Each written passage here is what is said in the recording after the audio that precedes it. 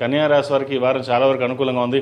గడిచిన వారం కొంత అనుకూలంగా లేదు, కానీ ఈ వారం వారికి చాలా అనుకూలంగా ఉంది. వృత్తి వ్యాపార పరంగా మంచి లాభాలు అందుకుంటారు. మీ చేసే ప్రయత్నాలు ఏవైతే ఉన్నాయో ఆ సఫలీకృతం అవుతుంది. అష్టమంలో కుజుడు ఉన్నారు. భాగ్యాధిపతి అయిన శుక్రుడు దశమ స్థానంలో ఉన్నారు. వ్యయాధిపతి అయిన రవి దశమ స్థానంలో ఉన్నారు, బలంగా ఉన్నారు. భూ సంబంధించిన వ్యవహారాలు, కోర్టు సంబంధించిన వ్యవహారాలు సానుకూలపడుతుంది. వృత్తి ఉద్యోగంలో పేరు ప్రఖ్యాతులు లభించే దశగా గ్రహతులు గోచరిస్తుంది. అదేవిధంగా సంతానం సంబంధించిన వ్యవహారాలు అనుకూలంగా ఉంది. ప్రభుత్వ పరంగా ఏదైనా ఇబ్బందులు ఉన్నప్పటికీ అవి సమస్య పోతాయి. మీరు ప్రతి ఒక్కటి క్షుణ్ణంగా పరిశీలించి వారికి సహాయ సహకారాలు అందిస్తారు. అదేవిధంగా మీ సొంతంగా చేసే వ్యాపారాలు ఏవైతే ఉన్నాయో అవి కలుసుబడితనంగా ఉంటుంది. వృత్తిలో మనకు ఒక స్థానం సంపాదించుకోవాలనే ఆలోచన చేస్తారు. అడ్మినిస్ట్రేషన్ రంగంలో ఉన్నవారికి, సాఫ్ట్వేర్ రంగంలో ఉన్నవారికి, ముఖ్యంగా రియల్ ఎస్టేట్ రంగాల వారికి చాలా వరకు అనుకూలంగా ఉంటుంది. భూ సంబంధించిన వ్యవహారాలు చాలా అనుకూలంగా ఉన్నాయి. అదేవిధంగా ఈ రాశిలో మించిన విద్యార్థులకు చాలా వరకు అనుకూలంగా ఉంది.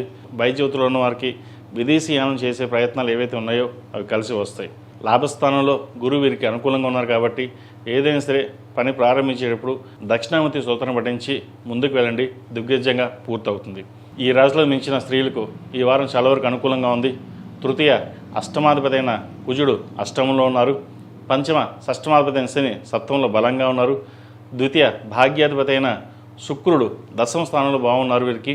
కాబట్టి ఏ పని చేసినా మంచి అవగాహనతో, ఒక తెలివితేటలతోటి మనం ఇది చేయగలం, ఎందుకు చేయలేం, మనం ఎందుకు చేయించుకోలేం అన్న ఆలోచనతో వస్తుంది. ఏదైనా మనం చేయగలం అనే 10 మందితోటి కలిసి మీ కార్యక్రమం ఏదైతే ఉందో అది పూర్తి చేయగలుగుతారు.